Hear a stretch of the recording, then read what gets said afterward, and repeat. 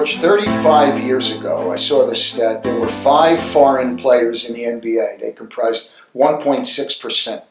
Now there's 78 foreign players. It's 18.3%. And I think you would agree it's growing. You were in the grassroots form of basketball 20 years ago. You've moved into international hoops. What can you tell us about the proliferation of foreign guys and what do you see in the future? Well, I think there's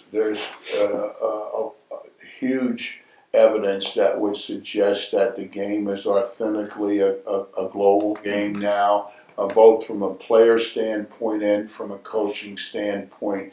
The gap used to be this wide between the rest of the world and the U.S., and it's slowly shrinking. Why do you think that is? Everybody says it, it's true. Why do you think that is?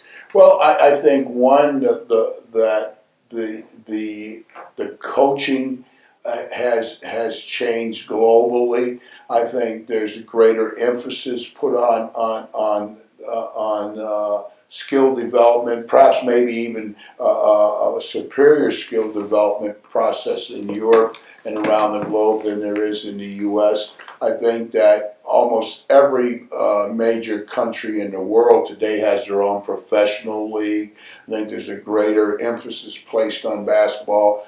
Television's played a great role now because players around the world are able to see the very best players and they can emulate them. The training has changed a lot, and so I think people exterior of the U.S. borders have been the greatest recipients of all of these changes. I think I said at a meeting probably 15 to 20 years ago at Nike, well, it might not have been 20 because I don't know if LeBron's that old, but I do remember sitting in a meeting and saying that I sincerely believe that the next LeBron James will be a non-American. And I still believe that. I think that who would have ever thought that the first pick in the draft 2 years back to back would both be Canadians. If I came to you, Jack, and I said, hey, Jack, I got a great idea. I'm going to put together this team. We're going to win the NBA championship. And you say, well, what is it? I'm going to put together a team. There'll only be 3 natural-born Americans on the team, and everybody else will be foreigners, and we'll win the NBA championship. You say, that will never happen. It never happened in the history of the game.